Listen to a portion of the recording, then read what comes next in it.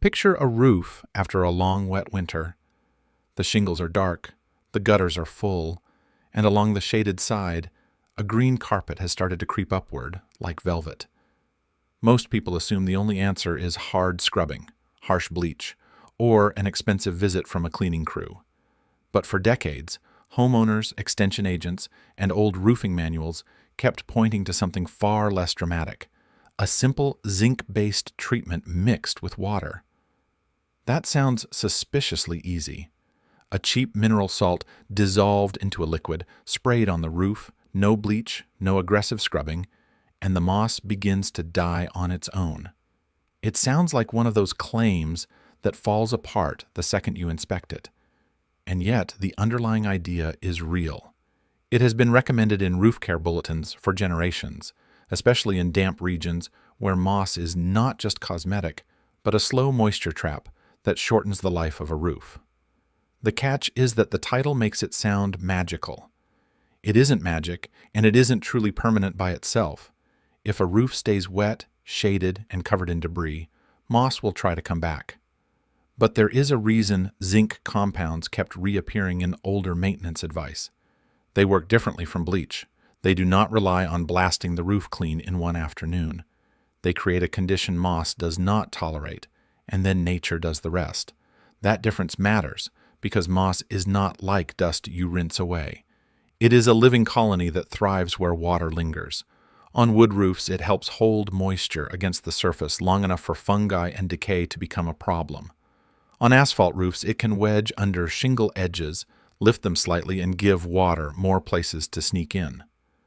The moss is not chewing through the roof like acid. It is making the roof stay wet longer, and that extra moisture is what does the real damage. So what is this cheap liquid people keep hinting at? In the old maintenance world, one of the best-known answers was a zinc sulfate solution, sometimes sold as powder and mixed with water before application.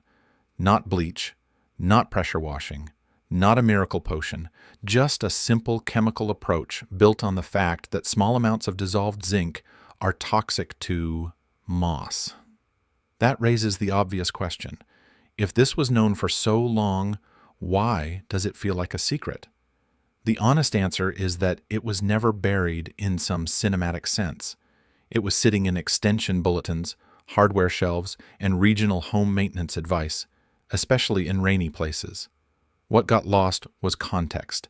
Modern cleaning culture trained people to expect instant visual transformation. Zinc treatment is slower. You do not always get the dramatic before and after in 10 minutes. What you get is a quieter process. The moss weakens, browns, loosens, and eventually weather removes it. And that slower, less theatrical method is exactly why so many people underestimate it. Long before modern roof cleaning brands turned moss into a specialized service, people noticed something strange about certain metals. Areas below copper and galvanized metal often stayed clearer than the surrounding roof. Rainwater running over exposed strips of metal seemed to create a narrow, protected zone. It was one of those practical observations that probably happened many times before anyone wrote it down formally. By the mid-20th century, agricultural and home extension bulletins in the Pacific Northwest were already treating moss control as a familiar maintenance problem. Old documents from universities and state services described the same pattern again and again. Remove shade en champ where possible. Scrape heavy buildup carefully, then use a chemical treatment, especially during periods when moss is actively growing. Among the options listed were zinc compounds, copper compounds, and in older eras, even chemicals that would never be considered acceptable today. That history matters because it shows how maintenance advice evolves. In the 1960s and 1980s, some guides still mentioned substances that were effective but dangerous, corrosive, or environmentally harmful. Over time, safer recommendations became more important, and zinc sulfate remained one of the practical tools that survived because it was effective enough, inexpensive enough, and familiar enough to keep showing up. The idea behind zinc strips also grew out of simple observation. A strip of zinc or copper installed near the ridge could slowly corrode under rainfall, releasing tiny amounts of metal down the roof. Older guidance often suggested that this effect worked for a limited distance below the strip, not across the entire roof. That detail is important because it tells us these metals were never supernatural moss shields. They were local, rain-driven control methods. And this is where the mythology starts. Once people see a narrow, clean lane below a piece of metal, the story expands. Soon it becomes, this roof stays clean forever. In reality, older publications were much more sober. They presented metal-based control as helpful, not absolute. Good for suppressing regrowth, useful in the right climate, limited by roof shape, rainfall pattern, shade, and how much moss was already established. Even the old instructions understood the deeper truth. Moss is partly a biology problem, but it is also an environment problem. A shaded north-facing roof under overhanging branches will always be a better moss habitat than a bright roof that dries quickly after rain. That is why older guidance kept repeating the same advice that still holds up now: change the conditions, or the moss eventually returns. So when people say roofers hid this since 1948, the reality is less dramatic and more interesting. This was practical maintenance knowledge from the era when universities issued plain-spoken bulletins and homeowners expected to do more of their own upkeep. It was never glamorous enough to become a household legend everywhere, but in wet climates, it never really disappeared either. To understand why zinc works, you have to think like moss. Moss has no deep root system like a shrub or tree. It anchors itself to a surface and depends heavily on surface moisture. That makes it extremely good at colonizing damp, rough, shaded places. Roofs, especially aging ones with trapped debris, can become perfect artificial habitat. Now add dissolved zinc to that environment. Zinc is an essential trace element in tiny amounts for many organisms, but at higher concentrations, it becomes disruptive. For moss, that disruption affects normal cellular processes. The plant cannot keep functioning the way it should. Growth slows. Tissue weakens. The colony loses its grip and vitality. Instead of being blasted off mechanically, it dies back over time. That slower timing is actually one of the clues that the method is real. Bleach works fast because it is an aggressive oxidizer. Pressure washing works fast because it is force. Zinc treatment is more like changing the chemistry of the roof surface until moss can no longer thrive there. It is not an instant cosmetic reveal. It is a biological shutdown. There is another piece to the puzzle. Moss does not always need to be ripped away the same day to stop being a problem. Once it dies and dries, wind, rain, and gravity start doing part of the cleanup. That is why many people describe zinc treatments as no scrubbing. Strictly speaking, heavily matted moss may still need careful removal in some cases, especially if it is already thick enough to obstruct water flow or lift shingles. But the appeal of the method is that it reduces the need for aggressive scraping that can damage roofing materials. And that brings us to the biggest exaggeration in the title: permanently. Chemistry alone does not permanently defeat a habitat. If the roof remains shaded, damp, and littered with needles or leaves, moss spores still have what they need. What zinc can do is kill existing growth and, in some forms, leave behind conditions that slow reinfestation. What makes the result last longer is combining treatment with prevention. More sunlight, less debris, faster drying, and in some cases zinc or copper strips near the ridge. That combination is the real secret. Not $1, not one liquid, not one spray. A cheap treatment plus a hostile environment for moss. Today, roof owners are usually offered 3 stories. The first story is speed. Spray this, rinse that, make the roof look new by dinner. The second story is force. Pressure wash everything and let appearance stand in for long-term care. The third story is convenience. Hire it out, pay the bill, and never think about the biology of your roof again.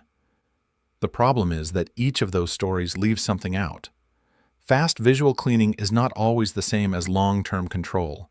Pressure can strip protective granules, force water where it does not belong, or simply shorten the life of some roof materials if used carelessly. And outsourcing the job may solve the immediate mess without solving the conditions that caused it. That is why the older zinc approach still has a place in the conversation. It is relatively cheap, widely understood, and based on a real mechanism. Compared with bleach-based cleaning, it is usually less about instant whitening and more about killing moss over time. Compared with mechanical removal, it can reduce how much physical abuse the roof takes. Compared with some premium branded treatments, the active principle is often surprisingly ordinary. But modern context also means being more honest about trade-offs than old pamphlets sometimes were. Zinc runoff does not disappear into a moral vacuum. In rainy regions, whatever washes off a roof can end up in soil, drains, or waterways. Environmental agencies have warned that zinc and copper can harm aquatic life and plants. That means the method may be practical, but it is not consequence-free. It also means more is not better. Dumping excess product onto a roof is not clever. It is wasteful and potentially harmful. There is also the materials issue. Zinc compounds can corrode copper components. Older guidance specifically warned against using certain zinc treatments on roofs with copper gutters, flashing, or downspouts. That kind of detail is exactly why any real-world use has to start with reading the product label and knowing the roof assembly. Then there is the most overlooked comparison of all: sunlight. In many cases, the most powerful moss control method is not in a jug. It is in a pair of pruning tools or a call to an arborist. Moss thrives where roofs stay shaded and slow drying. Let more light and air reach the surface, and almost every chemical treatment works better and lasts longer. Ignore that, and even a good treatment becomes a temporary pause. So the balanced answer is simple. Zinc-based treatment is neither a scam nor a miracle. It is one useful tool. It works best when the roof is the right candidate, when runoff concerns are respected, and when the environment around the roof is changed so moss loses its advantage. For homeowners, the most useful lesson is not to memorize an old formula. It is to understand the sequence. First, diagnose the roof rather than attacking it blindly.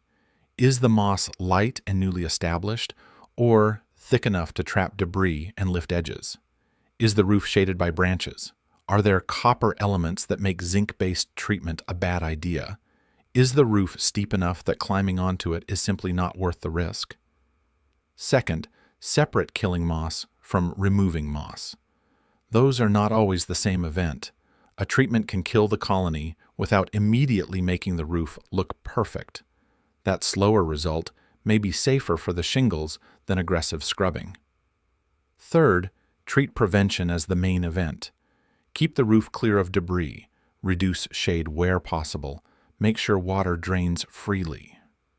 If a roof is in a region where moss is a constant seasonal battle, ridge-installed zinc or copper strips may help suppress regrowth in the runoff path, though they are not a universal cure for the whole roof. And fourth, respect the chemistry.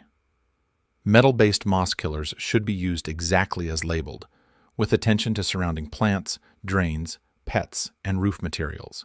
If runoff goes straight into a sensitive landscape or storm system, that matters. If the roof is fragile, historic, or unsafe to access, professional advice matters more than internet folklore. The biggest practical takeaway is almost philosophical. Roof moss is not defeated by spectacle. It is defeated by understanding. A living organism needs moisture, shade, and time. Take away enough of those advantages, and even a simple treatment can seem impressively effective. So was there really a cheap liquid that kills roof moss without bleach and without scrubbing? In a qualified, reality-based sense, yes. Zinc sulfate solution has a long history as a practical moss treatment, and the science behind it is solid. But the larger truth is better than the myth. The old method works not because it is magical, but because it targets the biology of moss while asking less physical punishment from the roof. And the part that sounds buried since 1948 is not the chemical itself. It is the mindset behind it. Older maintenance advice often focused on causes instead of spectacle. Fix the habitat. Use chemistry carefully. Let time do part of the work. Do not confuse fast cleaning with smart maintenance. That is what makes this topic so satisfying. It is not just about one roof. It is about how practical knowledge survives. A plain, inexpensive solution can remain useful for decades, then seem forgotten only because it was too unglamorous to become trendy. If you enjoy learning about practical knowledge that most people overlook, consider subscribing.